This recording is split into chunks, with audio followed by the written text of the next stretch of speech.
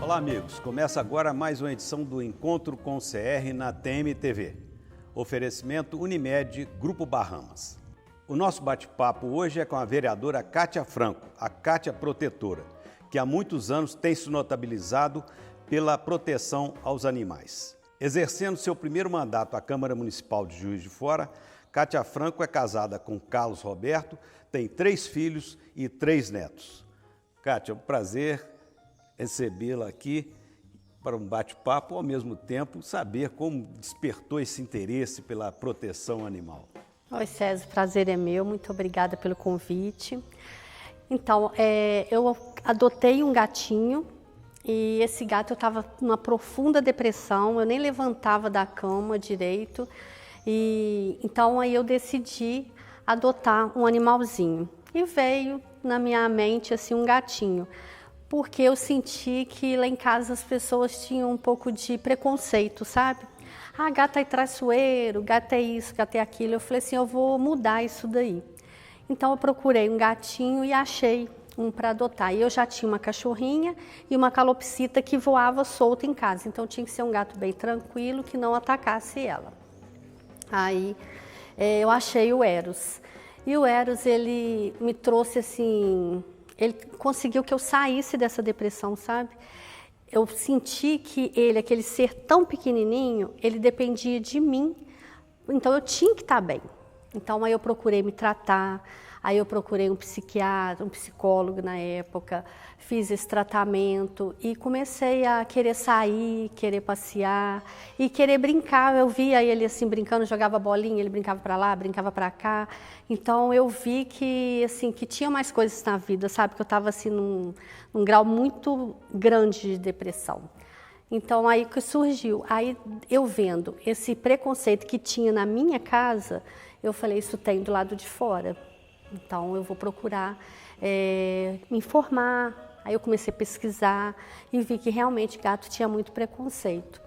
Aí me interessei em ajudar. Aí dei um primeiro LT para uma gatinha que estava prenha, aí ela ficou na minha casa. Aí a minha família começou a gostar, a interagir também com os gatos. Aí dei LT para um, dei LT para outro, coloquei para adoção.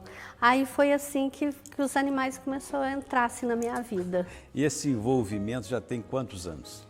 Tem 10 anos que eu estou nessa luta aí. Uma particularidade que aconteceu na minha vida através de entrar para esse cuidado com o animal é que através dessa minha adoção eu me tornei vegana. Porque um dia eu estava lá olhando o computador, aí eu vi uma cena que me chocou demais. E o meu gatinho subiu na mesa, ele olhava para mim e olhava para a cena, olhava para mim e olhava para a cena. Aí eu senti ali naquele momento que eu teria que proteger não só gato e cachorro, que eu teria que proteger animais de todas as espécies. Aí eu me tornei vegana. Você faz uma avaliação de quantos animais você doou, que você já abrigou?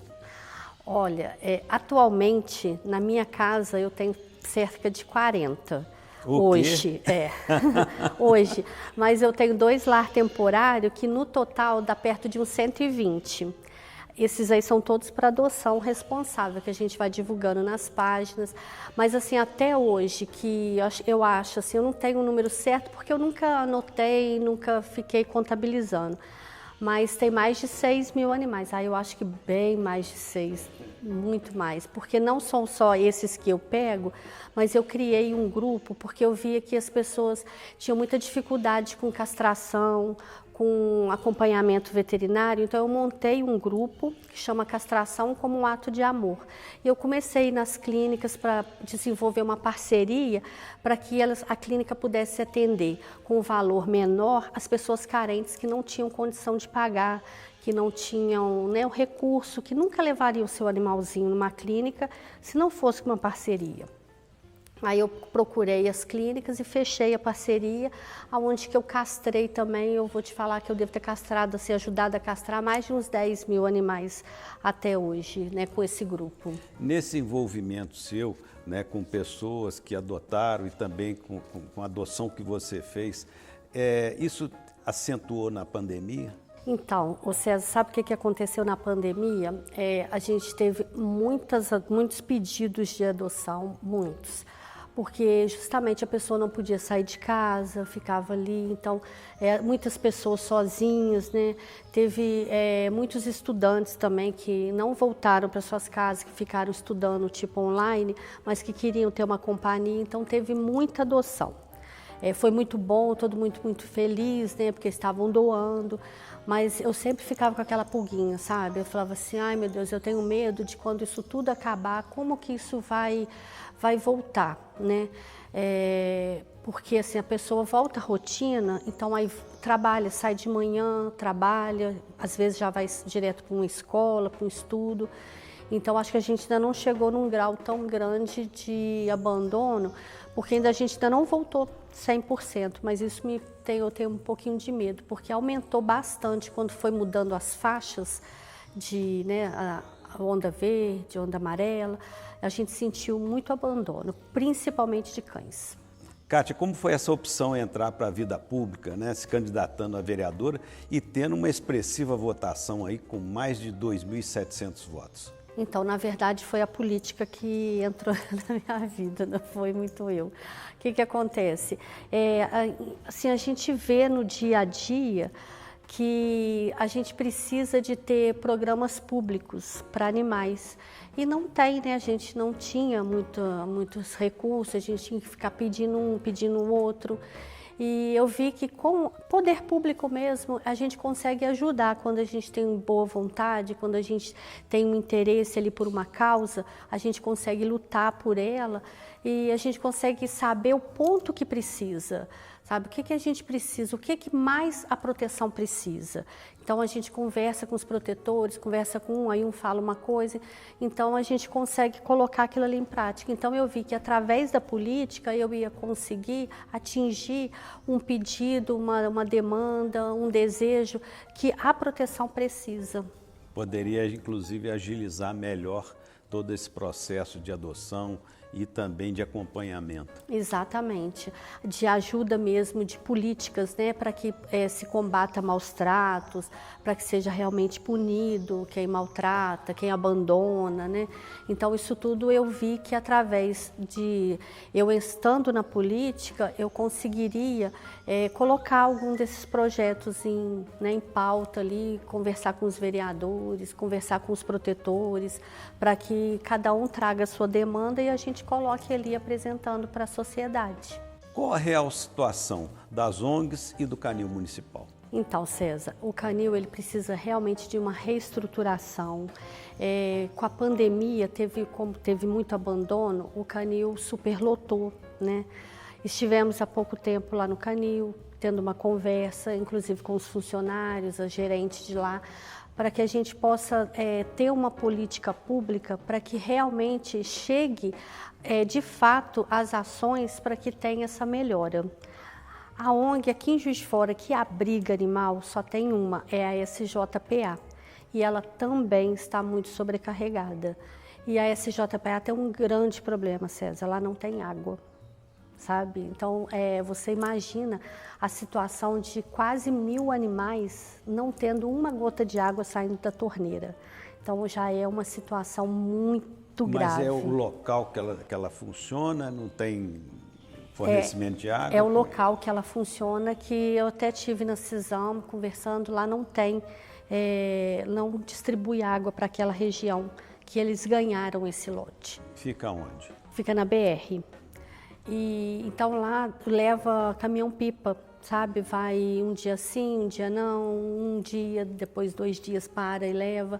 Mas é muito sacrificante, tanto para as pessoas, os voluntários, porque não tem funcionário, né? Tem voluntários, e para os animais, né? Então, quando dá algum problema de distribuição, que não consegue chegar o caminhão-pipa, fica assim totalmente, eles não têm água nem para beber. Aí cada um vai e leva um balde para poder socorrer. E não tem nenhuma casa perto, porque se ainda tivesse, né, alguma coisa, algum local, mas não tem. Então, está precisando muito de socorro, tanto o canil quanto a sociedade. Talvez fosse a questão de um poço artesiano, criar uma situação dessa, né? Eu não sei se lá teria, né? Mas seria uma solução, né? Porque senão é até difícil, mas eu pensei na possibilidade até da prefeitura fazer uma cessão de um outro terreno, né? E levar esses animais para um outro local onde que pudesse ter essa estrutura, né? Isso é tudo estudado, conversado, né? Mas eu falo sempre na minha vida, tudo. O não você já tem, você já nasce com 50% de não. Então, sim, você corre atrás, né? Então, mas certamente vocês vão ter aí uma solução para resolver mais esse problema. Pois é. Agora, além dessa proteção animal, quais os seus projetos na Câmara? Então, meus projetos que são ligados à sociedade, eles estão ligados com as comissões. Tanto a Comissão de Direitos Humanos, a Comissão de Mulheres, mas o meu foco principal realmente são os animais, porque eu sempre falei, lá sempre teve 19 vereadores fazendo leis para as pessoas e nenhuma lei, praticamente quase nenhuma lei para animal. Então, o meu foco mesmo fazer a lei seria mesmo para os animais. Mas eu tenho em conjunto leis com a Comissão das Mulheres, que eu faço parte, a Comissão dos Direitos Humanos, que eu também faço parte, da Segurança, que eu também faço parte. E, então, aí nós juntamos e a gente apresenta projetos para a sociedade. Mas assim, meu mesmo, aí eu estou muito bem focada, porque assim, eu sempre falo, não sei se eu quero continuar, né? Se for continuar, se eu vou continuar. Então, eu quero deixar nesse meu legado bastante, deixar um legado mesmo para os animais, que eles tenham direitos. Kátia Franco, a Kátia Protetora, parabéns pelo trabalho que você tem realizado na proteção do animal e ao mesmo tempo aí nos seus projetos aí, que isso realmente vem engrandecer o Legislativo Juiz de Fora. Muito obrigada, eu te agradeço a oportunidade de falar, muito obrigada mesmo, um abraço.